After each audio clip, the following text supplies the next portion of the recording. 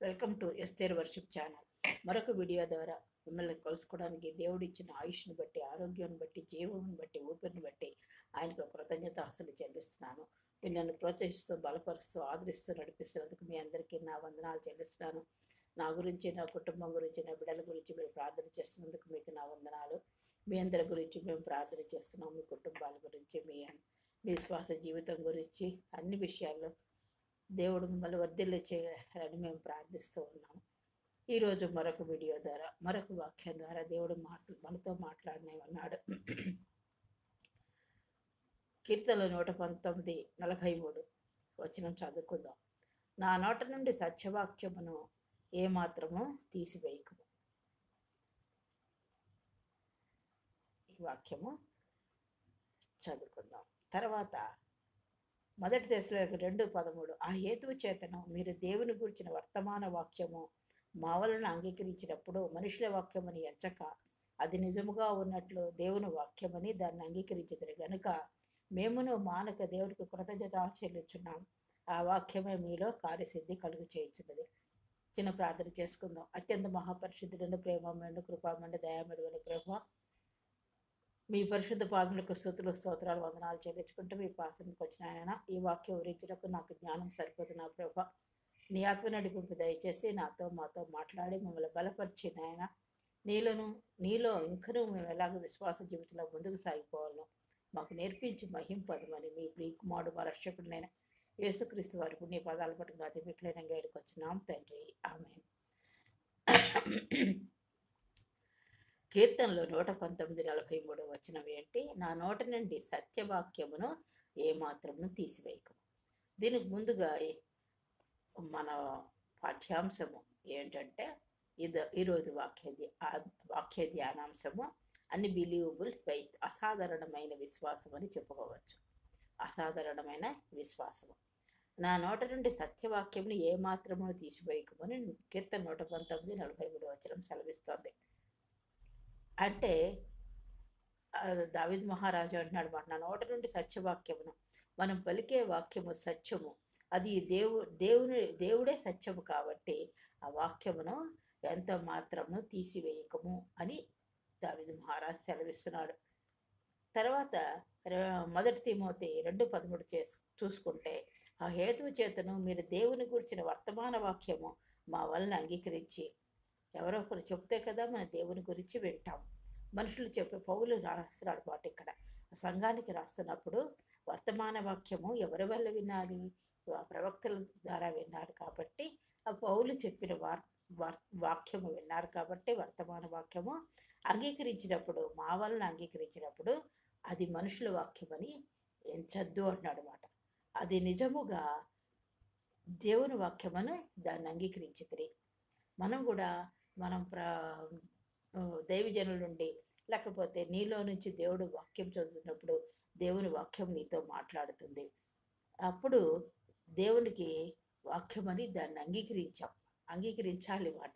అది మనుషులు మాట్లాడే మాట కాదు, దేవుడి నోటి నుండి వచ్చే వాక్యమని ఎంచినప్పుడు ఎంచి ఏం చేయాలంటే అంగీకరించింది కనుక మేమును మానక దేవునికి, దాన్ని బట్టి మానకుండా దేవునికి కృతజ్ఞతాస్తులు చెల్లిస్తున్నాము అని పౌలు రాస్తున్నాడు అక్కడ. అది పౌలు వాళ్ళకే కాదు, సంఘానికే కాదు, నీకు నాకు కూడా మనం విన్న వాక్యం మనుషుల ద్వారా విన్నదే అయ్యచ్చు.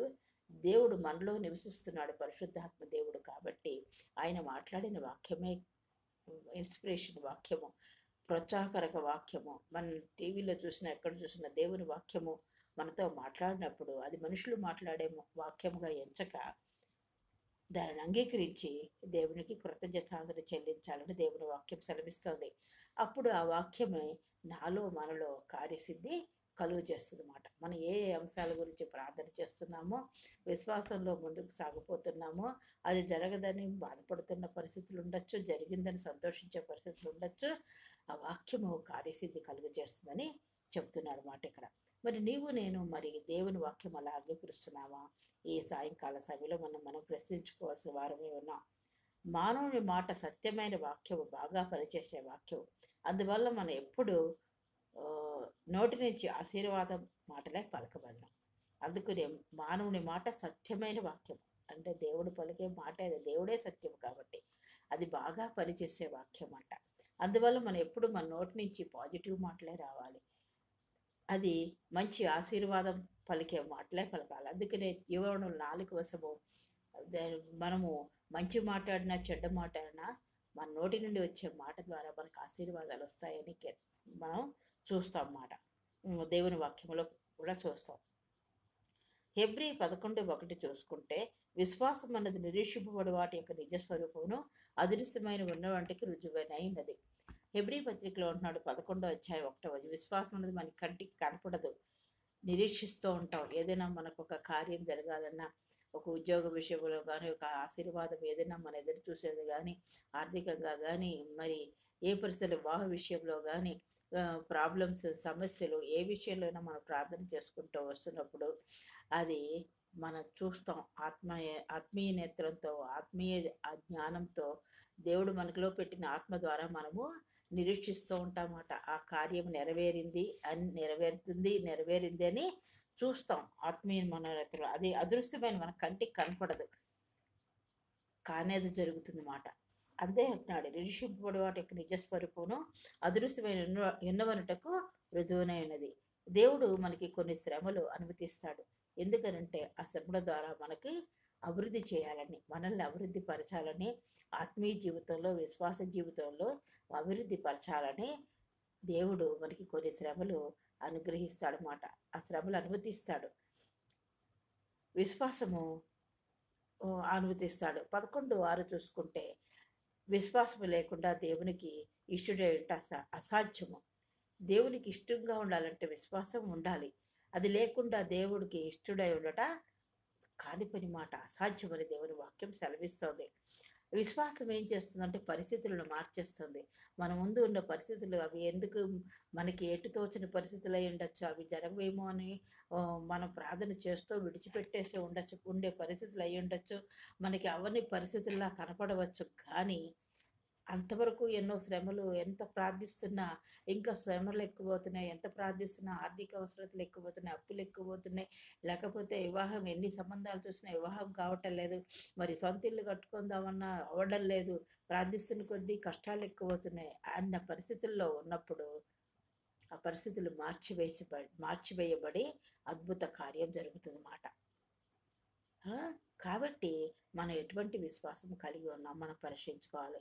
విశ్వాసాన్ని బట్టే హేబేలు కయ్యూని కంటే శ్రేష్టమైన బలి దేవునికి అర్పించినట్లుగా మనం 11వ అధ్యాయం హెబ్రీలో చూసుకోవచ్చు. విశ్వాసాన్ని బట్టి హానోకు మరణం చూడకుండా కొనిపోబడినట్టుగా మనం చూస్తున్నాం. హెబ్రీ 11:17 అబ్రహాం శోధింపబడి విశ్వాసం బట్టి ఇస్సాకును బలిగా అర్పించినట్టుగా మనం చూస్తున్నాం.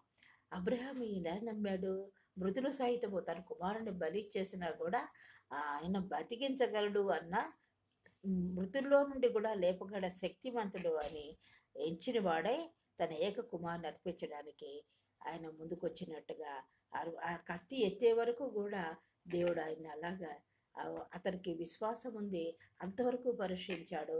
ఎప్పుడైతే కత్తి ఎత్తాడో అప్పుడు దేవుడు మాట్లాడినట్టుగా మనం చూస్తున్నాం. మనం ఈ రాత్రికాల సమయంలో, ఈ సాయంకాల సమయంలో లేకపోతే మనం ఎటువంటి విశ్వాసము కలిగి ఉన్నాం. హెబ్రీ 6:14-15 చూసుకుంటే నిశ్చయముగా నేను ఆశీర్వదింతును, నిశ్చయముగా నిన్ను విస్తరింపజేతును అని చెప్పబడింది. ఎవరికి? అబ్రహాము. నిశ్చయముగా ఆ దేవుడు వాగ్దానం ఇచ్చాడంటే అది నెరవేరుతుంది. నిశ్చయముగా నిన్ను ఆశీర్వదిస్తాను, నిశ్చయముగా నిన్ను విస్తరింపచేతానని చెప్పినట్టుగా అక్కడ అబ్రహాంతో చెప్పినట్టుగా మనం చూస్తాం. ఆ మాట అతను నమ్మాడు. నమ్మి ఎంతో ఓర్పు పట్టాడు. ఓర్పుతో సహించి ఆ వాగ్దాన ఫలం పొందాడు. ఎన్ని సంవత్సరాలు ఓర్పు పట్టాడు అతను. ఓర్చుకుని వాగ్దానం ఇచ్చిన వాడు నమ్మదగిన వాడని నమ్మి విశ్వాసాన్ని ఎంత మాత్రము తొలగించుకోకుండా, ఆ విశ్వాసాన్ని కోల్పోకుండా అలాగా నిరీక్షణ కలిగి ఆ వాగ్దాన ఫలం పొందినట్టుగా మనం చూస్తున్నాం. ఆ వాగ్దాన ఫలం ఓర్పు కూడా ఒక గొప్ప విశ్వాసమే. సహనం కూడా ఒక గొప్ప విశ్వాసం. ఓర్పు ఒక గొప్ప విశ్వాసం. ఓర్పు లేనిదే కనిపెట్టలేము, విశ్వసించలేము, వాగ్దానం పొందుకోలేము. సహనం లేనిదే సహించుకోలేము. అన్ని సంవత్సరాలు ఓపిక పట్టి సహనం కలిగి ఉండలేము. దేవుని కార్యాన్ని చూడలేము. దేవుడు అటువంటి విశ్వాసాన్ని దేవుడు గనపరుస్తాడు. మరి మనం ఎంతసేపు లోక సంబంధమైనవైనా ఆశీర్వాదాల గురించైనా, ఆత్మీయ సంబంధమైన ఆశీర్వాదాల గురించి మనం ప్రార్థించే వారంగా ఉన్నామా? ఈ తర్వాత శోధన వచ్చిన దానికంట శోధన రాకముందే మనము ప్రార్థించుకోవడం చాలా ప్రాముఖ్యం. మత్తయి 26:41 చూసుకుంటే 41 వచనంలో, మీరు శోధనలో ప్రవేశించకూడనట్లు మెలకువగా ఉండి ప్రార్థన చేయడి అని అక్కడ దేవుని వాక్యం సెలవిస్తుంది. మనం శోధనలో ప్రవేశించకముందే ఆ శోధన మనకి రాకుండా ఉండాలని ప్రార్థన చేసుకుంటూ ఉన్నప్పుడు ఆ శోధనలో ప్రవేశించకుండా ఉంటామట. కాబట్టి మనం ఎంతసేపు మన ఆత్మీయ జీవితం గురించే కాకుండా మన ఏలోక సంబంధమైన వాటి గురించే కాకుండా మన నిరీక్షణ ఏంటి? దేవునితో మనము ఆయన దేవునితో పరలోకంలో మనం ఉండడం కాబట్టి మన నిరీక్షణ అది. కాబట్టి మన దేహాన్ని మనకిచ్చిన దేహాన్ని మనం పవిత్రంగా పరిశుద్ధంగా కాపాడుకోవాల్సిన వారమై ఉన్నాం. 1 కొరింథీ 6:13 చూసుకుంటే, దేహము జారత్వము నిమిత్తము కాదు, దేహము ప్రభు నిమిత్తమే. దేహముతో చెడ్డ కార్యాలు, చెడ్డ పనులు, చెడ్డ ఆలోచనలు కలిగి చెడ్డ పనులు చేసేందుకు కాదు, కానీ దేహము ప్రభు నిమిత్తము దేవుడిచ్చాడు. ప్రభు దేహము నిమిత్తమే. ప్రభు అంట దేహము నిమిత్తమే. దేహము ప్రభు నిమిత్తమే. ప్రభువు దేహము నిమిత్తమే. మీ దేహములు క్రీస్తు నాకు అవయవములై ఉన్నవని మీరు ఎరుగురా అంటాడు. దేహము క్రీస్తునకు అవయవములై ఉన్నవి. 6:17 చూసుకుంటే, అటువలే ప్రభుతో కలుసుకున్నవాడు ఆయనతో ఏకాత్మై ఉన్నాడు. మనం ప్రభుతో కలుసుకున్నప్పుడు ఆయన ప్రభు మనము ఏకాత్మై ఉన్నామన్నమాట. 1 కొరింథీ 6:19 చూసుకుంటే, మీ దేహము దేవుని వలన మీకు అనుగ్రహింపండి. ఎవరి వల్ల అనుగ్రహింపబడింది? దేహము దేవుని వల్ల అనుగ్రహింపబడింది. మీలోనున్న పరిశుద్ధాత్మ ఆలయం. మనం ఎప్పుడైతే యేసుప్రభువును మనం అంగీకరించామో మనలో పరిశుద్ధాత్మ ఉంది మాట. పరిశుద్ధాత్మ ఉంది కాబట్టి మన దేవుడిని అంగీకరించాము. ఆ పరిశుద్ధాత్మకు ఆలయమే ఉంది. దీన్ని మనము పరిశుద్ధాత్మలో మనం ఫలిస్తూ ఉండాలి. ఆత్మఫలాలు ఆత్మలో పరిశుద్ధాత్మలో మనం ఉజ్వలింప చేసుకోవాలన్నమాట. ఆలయమై ఉన్నదని మీరు ఎరుగురా. ఇంకా 6:20 కొరింథీ చూసుకుంటే, 1 కొరింథీ, విలువ పెట్టి కొనబడిన వారు గనుక మీ దేహముతో దేవుని మహింపరచండి. మనం ఆయన రక్తముతో విలువ పెట్టి కొనబడిన వారు గనుక మీ దేహముతో దేవుని మహింపరచాలని దేవుని వాక్యం చదివిస్తోంది. అంటే మనం పరలోకములో ఆయనలో మనం ఏ రోజుకైనా ఒకరోజు వెళ్ళిపోవలసిన వాళ్ళము. ఆ నిరీక్షణ కలిగి ఉన్నాం కాబట్టి అక్కడికి వెళ్ళినప్పుడు ప్రభుతో ఏకాత్మలై ఉండాలంటే మన దేహాన్ని పరిశుద్ధంగా ఉంచుకుంటూ, మన దేహం ఆయన ఇచ్చిందని ఇక్కడ అన్ని వచనాలు చెప్పాను కదా, ఇవన్నీ మనము గ్రహించి ఆయనలో మనము మన దేహాన్ని మనం పవిత్రపరచుకుంటూ మన నిరీక్షణ కలిగి ఉండాలన్నమాట. అప్పుడు దేహంతో కూడా దేవుణ్ణి మహింపరచాలి. అటువంటి నిరీక్షణ కలిగి ఉండాలి మనం. తర్వాత మనము ఇందులో ఏం నేర్చుకున్నాం? వాక్యము బాగా పనిచేస్తుంది. విశ్వాసము కలిగి ఉండాలి. ఓర్పు కూడా విశ్వాసము, బలమైన విశ్వాసం. అసాధారణమైన కార్యాలు చూడాలంటే, అద్భుతాలు చూడాలంటే అసాధారణమైన విశ్వాసం ఉండాలి. ఆ విశ్వాసం నిరీక్షిస్తూ ఉండాలి. విశ్వాసంలో కనిపెడుతూ మనం దాన్ని పొందుకోవాలి. కొన్ని శ్రమల ద్వారా అభివృద్ధి చెందుతాం. దేవుడు కొన్ని శ్రమలు అనుభవిస్తాడు. ఆ శ్రమల ద్వారా అనేకమైన నేర్చుకుంటూ ఉంటూ మనం అభివృద్ధి చెందుతాం అన్నమాట. ఈ లోక సంబంధంగా అభివృద్ధి చెందుతాము, పరలోక సంబంధంగా ఆత్మీయ జీవితంలో కూడా మనం అభివృద్ధి చెందుతాం. పరిస్థితులను మార్చేస్తుంది. ఏమి కాదు, ఏమి జరగదు అనుకున్న టైంలో అద్భుతంగా దేవుడు అద్భుతమైన కార్యాలు చేస్తాడు. ఓర్పు కూడా ఒక గొప్ప విశ్వాసం అని మనం నేర్చుకున్నాం.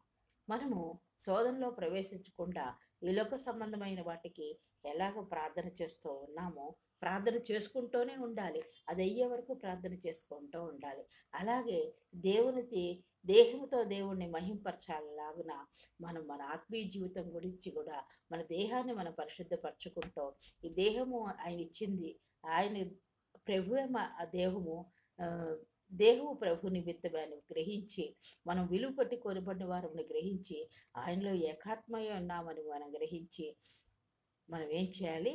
దేహము దేవుని వల్ల అనుగ్రహింపబడిందని, పరిశుద్ధాత్మక ఆలయమైనదని మనం గ్రహించి వెలుగు పెట్టుకోబడిన ఈ దేహాన్ని పవిత్రంగా ఉంచుకుంటూ మన నిరీక్షణ కలిగి ఉన్న ఆ నిరి ఆ ప్ర ఆ పరలోకంలో ప్రవేశించడానికి మనం పరిశుద్ధపరచుకుంటూ విశ్వాస జీవితంలో కొనసాగింపుకోవాలి. అటువంటి అసాధారణమైన విశ్వాసం కలిగి ఉన్నప్పుడే మన అద్భుతాలు చూడగలం. దేవుడి వాక్యం దీవించుగాక. అత్యంత మహాపరిశుద్ధుడిని, ప్రేమమేండి, కృపామేండి, దయామేడమైన ప్రభా, మీ అపరంజి పాదములకు లెక్కలేని స్థుతులు, స్తోత్రాలు, వందనాలు చెల్లించుకుంటూ సాయంకాల సమయంలో మీ పాద సన్నిధానికి వచ్చిన నాయన ఈ వాక్యం వివరించడానికి నాకు జ్ఞానం సరిపోదు నా ప్రభా, మీ ఆత్మ నడిపింపు దయచేసి కొద్ది విషయాలు నాయన వివరించడానికి మీరు నాకు ఇచ్చిన నా ప్రభా జ్ఞానం బట్టి, మీరు నడిపించిన విధానం బట్టి నా ప్రభా, నాతో మాట్లాడిన విధానం బట్టి, నాకు జ్ఞానం లేదు ప్రభా, నాకు నడిపించారు ప్రభా, మీరు నాతో మాట్లాడారు ప్రభా. విరుచుని వారితో మాట్లాడి మేము ఎలాగా ఉండాలో, మా దేహాలను ఎలా పవిత్రపరచుకుని మేము నిరీక్షణ కలిగి ఉండాలో, విశ్వాస జీవితంలో అసాధారణ కార్యాలు చూడాలంటే ఎలా విశ్వాస జీవితంలో కొనసాగింపడాలో మాకు నేర్పించినందుకు మీకే వందనాలు స్తోత్రాలు చెల్లించుకుంటూ మీ ప్రియకుమారుడు రక్షకుడైన యేసుక్రీస్తు వారికి నీ పదాలు పట్టుకుని అతి విక్లీనంగా ఎదుకొచ్చినాం తండ్రి. ఆమె దేవుడు మిమ్మల్ని అందరినీ దీవించరుగాక. నన్ను ప్రోత్సహిస్తూ బలపరుస్తూ ఆదరిస్తున్నందుకు మీకు నా వందనాలు. మీ గురించి మేము ప్రార్థన చేస్తున్నాం, నా గురించి, నా కుటుంబం గురించి ప్రార్థన చేయాలని కోరుతూ ఈ వాక్యాన్ని ముగిస్తున్నాను. దేవుడు మిమ్మల్ని అందరినీ దీవించరుగాక. ఆమె.